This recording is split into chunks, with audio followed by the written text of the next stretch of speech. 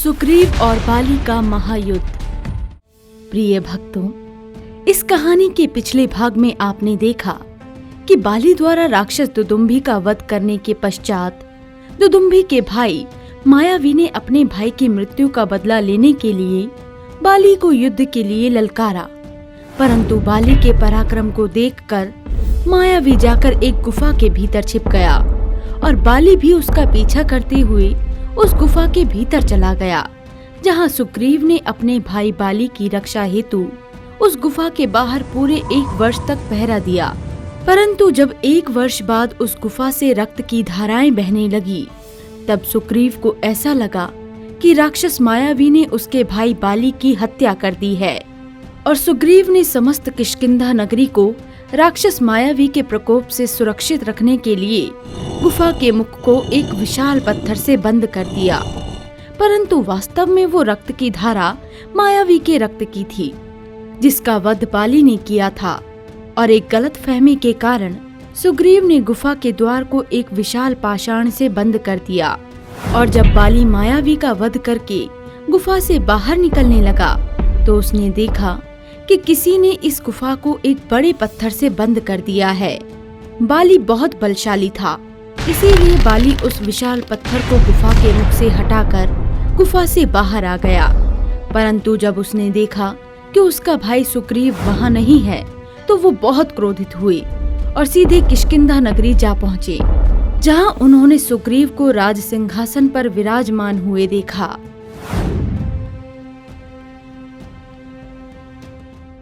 कपटी, नीच, भ्राता द्रोही, तुझे जीवित रहने का कोई अधिकार नहीं। भ्राताश्री, आप जीवित हैं?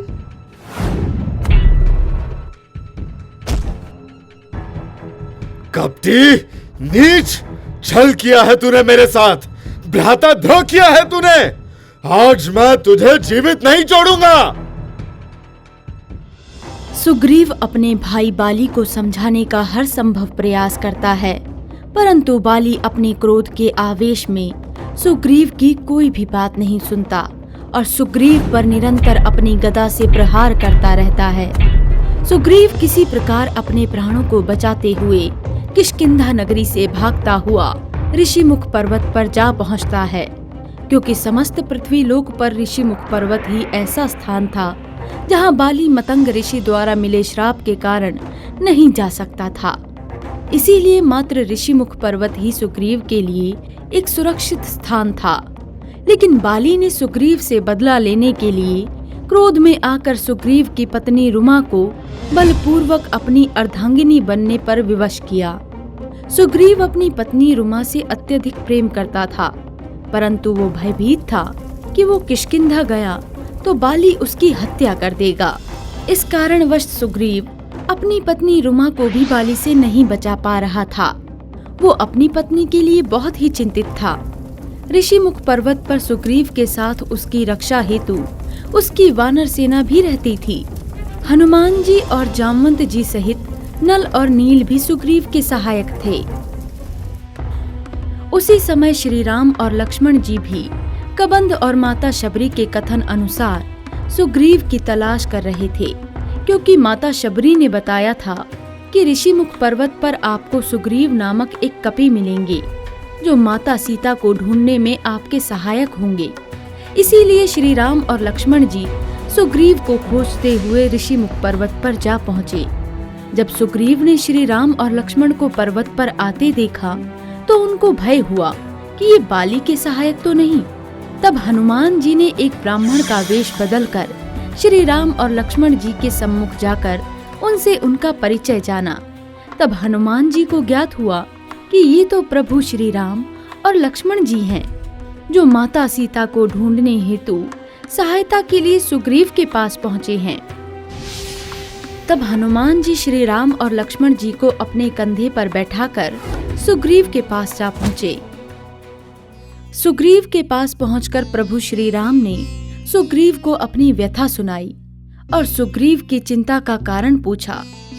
तब सुग्रीव ने श्री राम को बाली के अत्याचारों और दुर्व्यवहार के बारे में अवगत कराया। सुग्रीव, आज से आप हमारे मित्र हैं। इसलिए आप बिल्कुल भी चिंता मत कीजिए। हम आपसे वादा करते हैं कि हम आपकी पत्नी और आपके राज्य को आपको वापस दिलवाने में आपकी पूर्ण सहायता करेंगे। हम अग्नि को साक्षी मानकर एक मित्र के नाते आपको ये वचन देते हैं। धन्यवाद मित्र, परंतु हम ऐसा किस प्रकार करेंगे? सुग्रीव, आप किष्किंधा जाइए और बाली को युद्ध के लिए ललकारिए। आप युद्ध भूमि में जिस भी क्षण कमजोर पड़ेंगे, तब हम स्वयं आपकी सहायता करेंगे। परंतु बाली बहुत शक्तिशाली है। वो एक साथ ही साल के 7 वृक्षों को एक साथ झकझोर सकता है।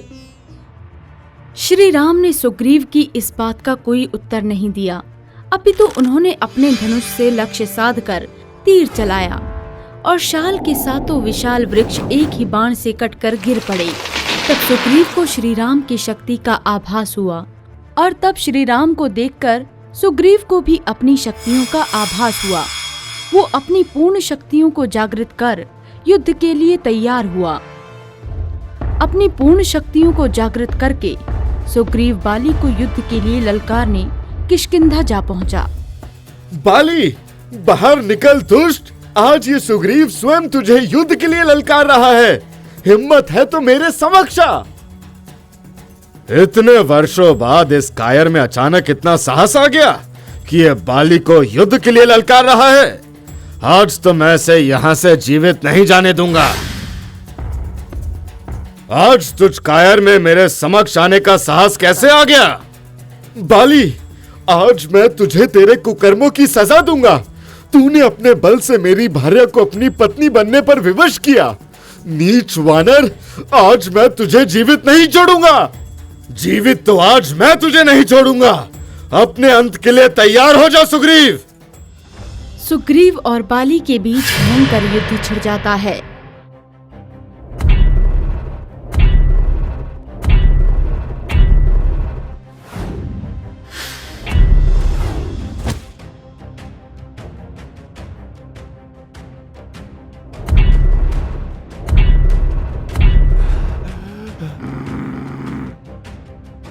सुग्रीव युद्ध में बाली के समक्ष कमजोर पड़ने लगता है, परंतु श्री राम बाली पर अपना निशाना साध नहीं पाते, क्योंकि बाली और सुग्रीव दिखने में इतने समान होते हैं कि श्री राम के लिए उन दोनों में से बाली का भेद कर पाना बहुत कठिन हो जाता है और बाली सुग्रीव पर अनेकों प्रहार करता है।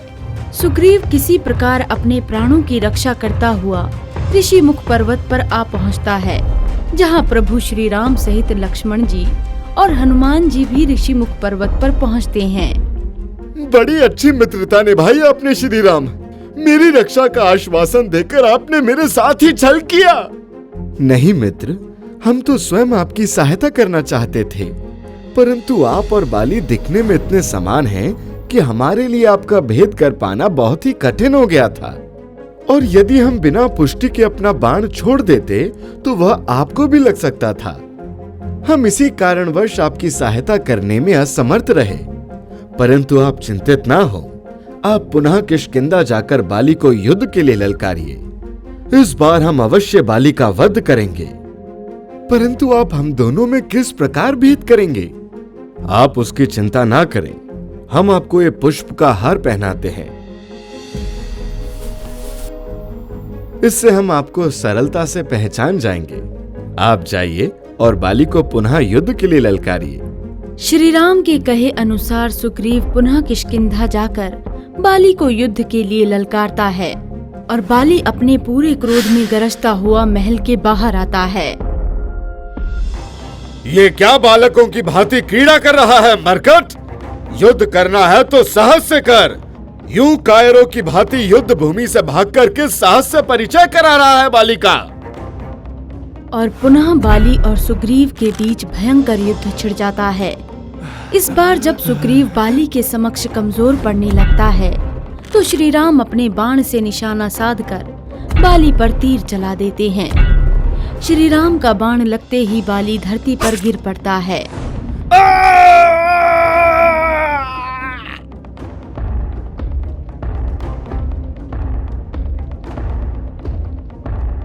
तुमने छल से मुझ पर प्रहार किया है।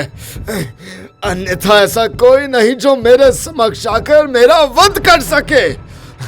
तुमने मेरे साथ छल किया, स्मरण रखना, एक दिन तुम्हें भी छलकर कोई तुम्हारा वध करेगा। बाली के इन शब्दों के साथ ही उसकी मृत्यु हो जाती है। बाली के श्राप का प्रभाव हमें द्वापर युग में देखने को मिलता है। जब प्रभु ने श्री कृष्ण अवतार लिया, तब बाली ने जरा नामक बहेलिया के रूप में जन्म लेकर प्रभाव क्षेत्र में विषयुक्त तीर से श्री कृष्ण को हिरण समझकर मार दिया, जब वो एक वृक्ष के नीचे योग निद्रा में विश्राम कर रहे थे।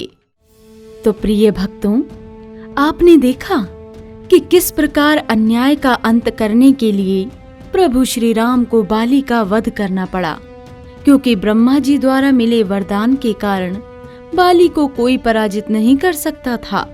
इसीलिए उसके अत्याचारों से सुग्रीव और उनकी पत्नी रुमा को मुक्त कराने के लिए प्रभु श्री राम को छिपकर बाली का वध करना पड़ा। तो प्रिय भक्तों, आपको हमारी आज की ये कथा कैसी लगी, हमें कमेंट सेक्शन में जरूर बताएं और हमारे चैनल को जरूर सब्सक्राइब करें। साथ ही आप अगली कथा किस महावॉरियर की देखना चाहते हैं, ये भी आप हमें कमेंट सेक्शन में जरूर बताइए। जय श्री राम।